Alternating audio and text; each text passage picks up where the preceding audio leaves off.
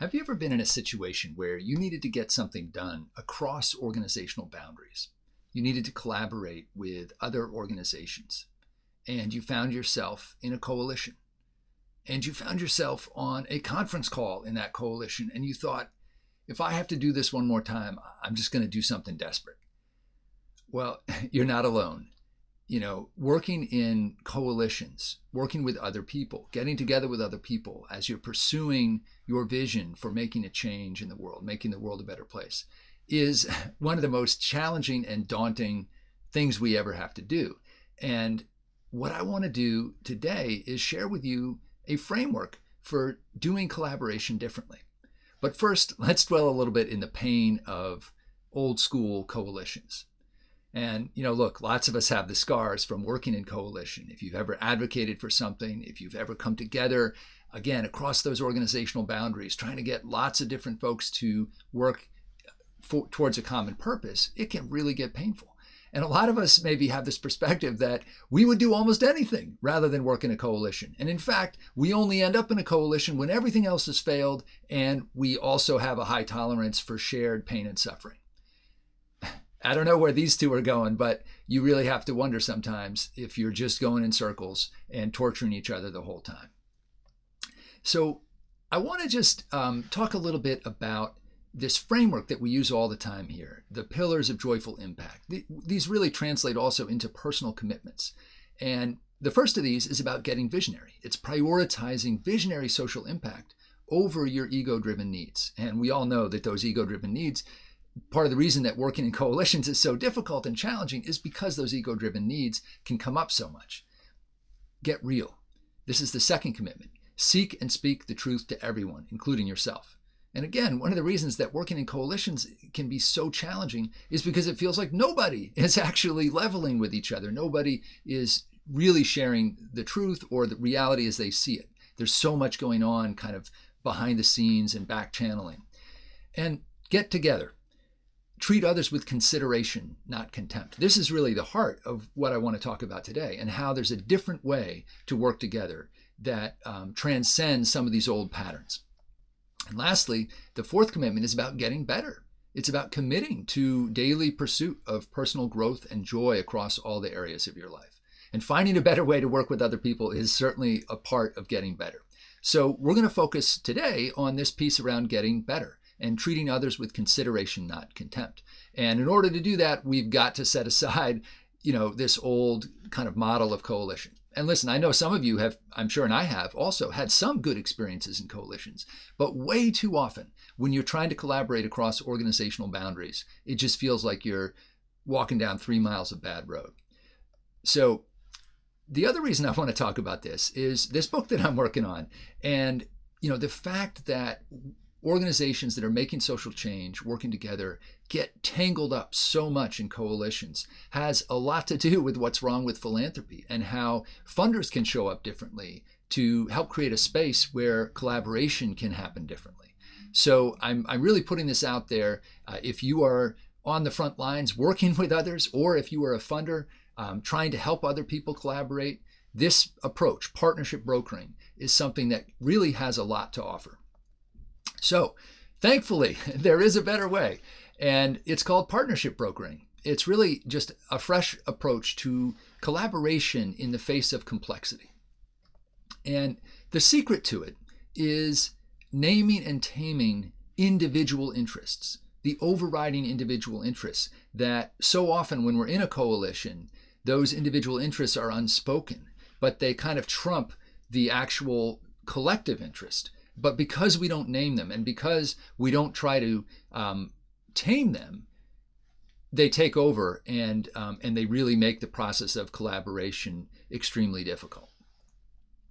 So the idea here is that the basic principle of this idea is that we come together to advance a shared interest when we're working on partnership brokering, and we recognize that each one of us who's coming together to collaborate can and will step back from the partnership if our overriding individual interests are harmed. So it's just recognizing that reality up front, and on that basis, agreeing to declare what those individual interests are. And a lot of times that goes against our instinct. We kind of want to play our cards close to the vest when we're in a coalition or when we're trying to work with others, because we're afraid that if we really shared our true bottom line, others might take advantage of us. We also agree, after we've shared these overriding individual interests, we also agree to do no harm to each other's individual interests, and wherever possible, to actually help each other advance them. So I've shared this kind of in an abstract way, but I want to get a little more concrete. Where did this come from? This approach was developed about 25 years ago, maybe even a little bit longer, in the field of international economic development. And Roz Tennyson wrote a book in 2003, the Brokering Guidebook, and she actually founded an organization called the Partnering Initiative that has really been seeding this field. And there have been some tremendous success stories using this approach, from Nepal, earthquake recovery and helping micro entrepreneurs get back on their feet after the devastating earthquakes in Nepal, to the development of natural resources in the Niger Delta in Nigeria, and collaborations between people who live near resource extraction sites, multinationals, local governments, really just reconceiving how that whole process takes place on a different basis, and understanding that all the parties involved have a shared interest in doing things differently, but they were also stuck and weren't able to collaborate because there was so much suspicion and lack of trust. And so why I share all of this is that oftentimes, to get over these boundaries of trust, you need someone to play this role of partnership broker. And we'll talk more about what that is and how that works. Also, this approach is being used more and more outside of the field of international economic development in a lot of other settings. And in our practice at Building Impact, we've used it over the years when we've had coalitions that just didn't work. We kind of found this approach actually about 5 years ago out of desperation, because we were working in a place where a group of philanthropists had been trying to get their grantees to collaborate more effectively. And they asked us to come in and talk to folks and try to facilitate that. And we quickly found our way into this approach because the coalition itself had so little trust. And in order to overcome that, we had to take a step back and really come at this in a totally different way. So I want to talk a little bit about that old way and that new way, and just kind of set up the contrast a little bit between some of the approaches that many of us have used over the years in traditional coalitions and what partnership brokering entails and what makes it different. So the first thing is just the name.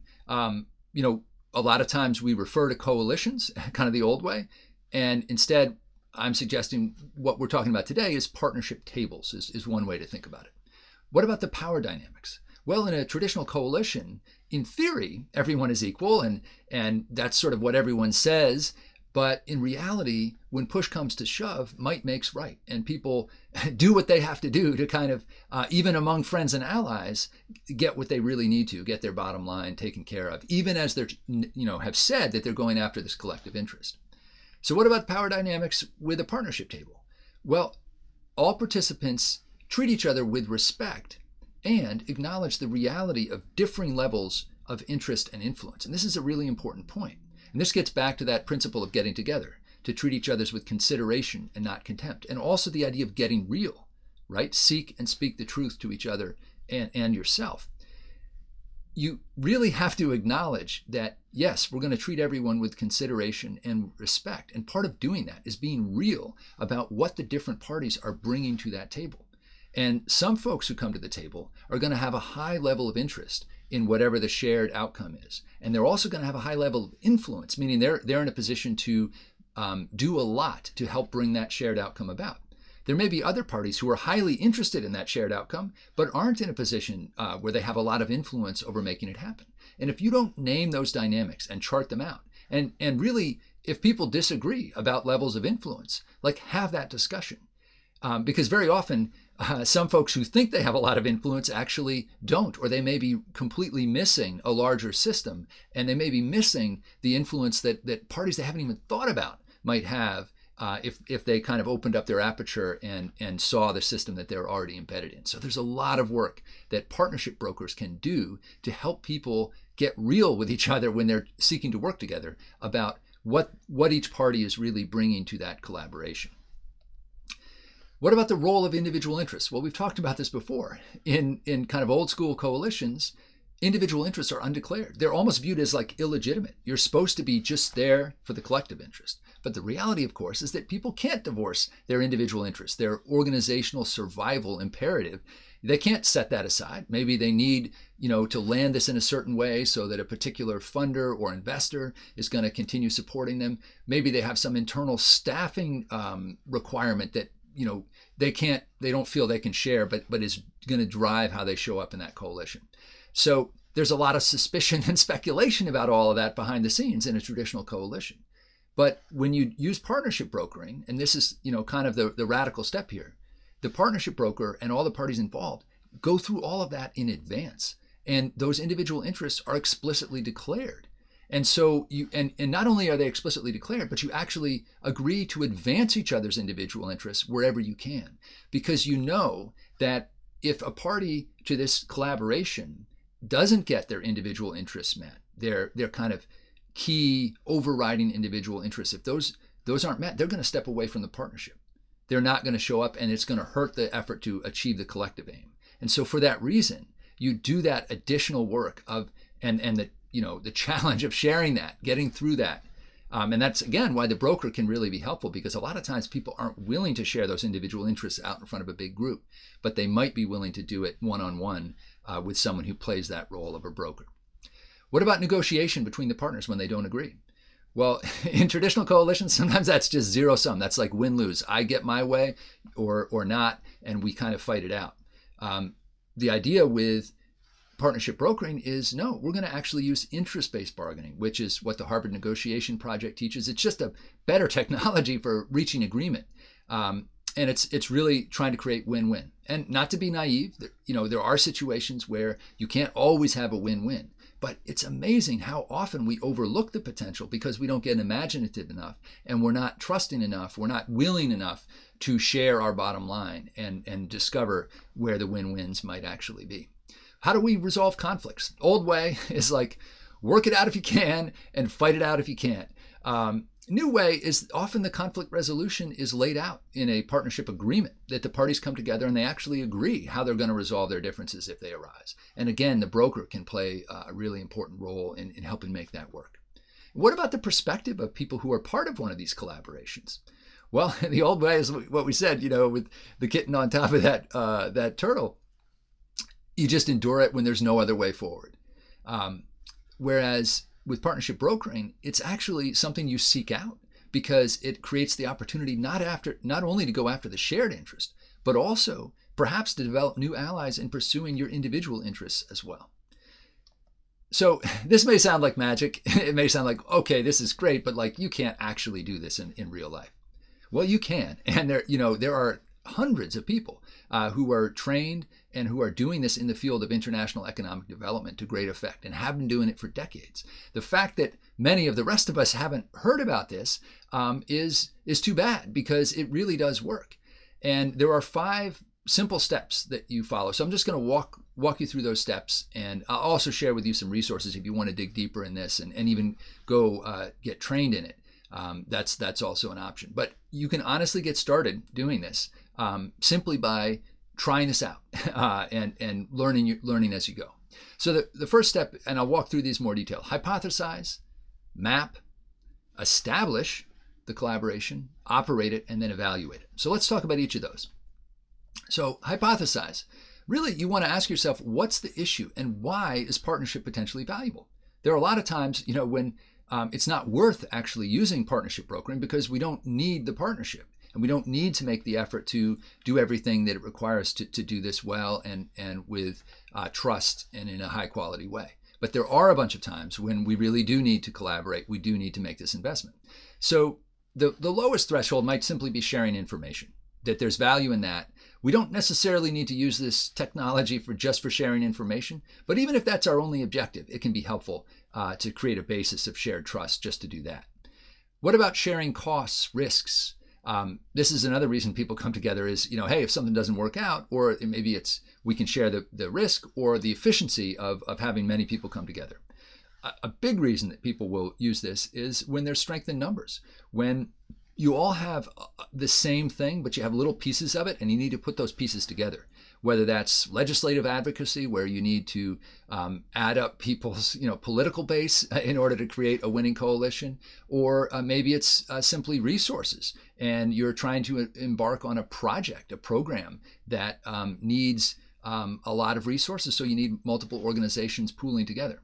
Another one is like strength through diversity, that sometimes different organizations have different strengths and different assets, and to win, to get the outcome you're looking for, you got to put those pieces together.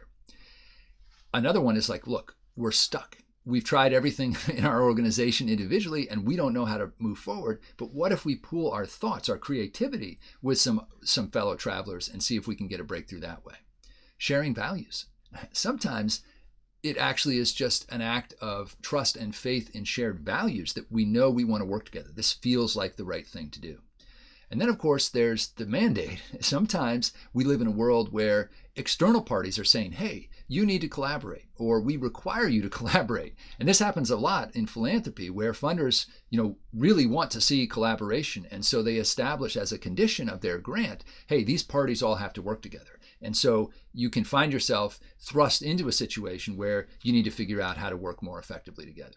And I will say, funders out there, think twice before you make this a requirement. Or if you're going to make it a requirement, make sure that you're actually thinking about setting up the conditions for a successful partnership rather than a competitive coalition.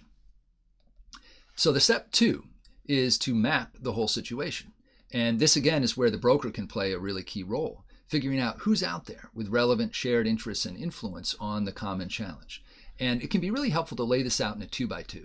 And the folks who do professional training with partnership brokers, this is a classic thing that they will teach you, which is you want to think about all the relevant parties. Where are they on this grid of influence and level of interest? Meaning the level of interest is like, how much does it matter to them that the shared outcome, the shared collective goal is achieved? And then the level of influence is, how much clout do they have? How much influence do they have in actually getting that thing accomplished?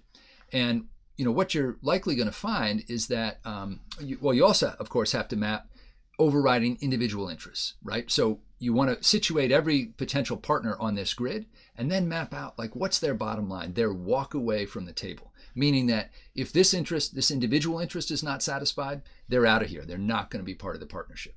And again, not everyone will share that right up front, but the broker's job is really to build those one-on-one relationships to figure out what's the universe of folks out there, where are they on this grid, and then what are their kind of walk away bottom line individual interests. So now it comes time to establish the table, the collaboration. And the question is, who's in? And the broker's role is to kind of think about, and ideally you want to do this with as many of the parties that you've talked to as possible. But in some cases, it may be just a small group that really is typically the founding energy for a collaboration. Is going to come from folks who have a high level of interest over on this side, and relatively speaking, a high level of influence, because they're going to have the greatest incentive and reason to do this. And of course, there may be some people over in this grid who still think they can do it alone. They're highly interested and they have a lot of influence, and they're not sure they need other people. So it may be not the people with the absolute most influence, but sort of somewhere in here. This may be your founding group. Operating. How do you operate these things? Well, you figure out who's doing what. There's some great tools for that. The Grippy tool, goals, roles, process, interaction. We share that in other posts. You also need to figure out, what else has to be worked out as you're going through this, and who else can we bring in? And again, what you may find as you proceed in a collaboration like this is that the participants kind of expand, right? That you want to be including people who have a high level of influence but a low level of interest. Part of your job over time is to make this collaboration attractive enough to include more of those people, and also to expand the space of folks who are interested but may not be bringing a lot to the table. Again, you want to be as inclusive as you can, but also you want to be real and recognize that the larger you make this, the harder it is to manage. And so it's kind of a balance between the size and the focus. So the last step is evaluate. Are we in this partnership brokering situation doing better than the folks over there who are doing the old school coalitions? And you'll have to be the judge, decide if you want to continue and kind of where you're at. Where are we, and do we want to keep going? Those are the questions you're asking yourself. So let's say a little bit about who partnership brokers might be. And the reality is that they come in all shapes and sizes. One possibility is that a partnership broker is actually part of, a member of one of the organizations that comes together to seek a collaboration. Another possibility is that it's an external party. And, again, there are international training organizations that train folks who this is what they do. They're consultants, and they go around the world and help people broker these kinds of complex partnerships. But whether you're and the Partnership Brokers Association is a great place to go, either for that training or to find folks who've been trained in this methodology. But wherever you came from as a partnership broker, when you're in that seat, there are a lot of different hats that you can wear. One is like the entrepreneurial founder. And this is often what happens is someone who has a passion for making a particular change and realizes that it needs to be done collectively just starts doing this. And sometimes without even realizing it, they start mapping out the space and figuring out, hey, how could we help people come together around this? Another role is the convener and cheerleader. And a lot of times you see funders in this role where they say, hey, let's try this, and let's create the resource envelope in which this is possible, and let's cheerlead every time we have a victory. Let's encourage people to keep going and doing this. Another is the relationship referee, right? And this can sometimes be when you hire a third party. If you're in a really toxic situation and you need to collaborate more effectively, bringing in someone who's a neutral third party who understands this methodology can really help you break through. And then there's also just the process facilitator. Running meetings this way takes prep work, it takes organization, and there can really be a gift to the group to have someone step forward and play that role. So what next? If anything in this struck you as something interesting that you might want to pursue, you got a couple options, obviously. One is to go deeper and just deepen your learning. And I would really recommend the resources of the Partnering Initiative. Roz Tennyson and her colleagues have been doing this for 20 years now, and they've just assembled an amazing library of resources that is well worth looking at. Also, if you want to get trained or you want to hire someone who's been trained, the Partnership Brokers Association is really a great place to go for that. They're not the only folks who train folks in this discipline, but they really are very well known. And then lastly, as I said before, you can also choose just to get started, just to give yourself the gift of trying this out. If you find yourself stuck in a complex collaboration that's not going the way that you want, try stepping back. Try stepping into that role of broker or finding someone else who could play that role and doing that process of mapping people's interests and their influence and their kind of individual walk away bottom line, and see if you can put something together that functions more effectively than the traditional coalitions that you may be stuck in. This is a great way to live out those commitments of getting real, getting visionary, and in particular, getting together with other people in a more effective way. If you like this video and you want to access the worksheet or any other material that goes with it, just click the link below or head on over to joyfulimpact.co. That's the website where we have all the material we use for working with coaching and personal development for change agents. You can set up a free account in the members area, and you can also check out the blog where we have new content coming out all the time. Why are we putting all this out there for free? Because the world has never been more in need of a new greatest generation of change agents. I hope this material is helpful to you, and if it is, please like the video, subscribe to the channel. That will help us spread the word.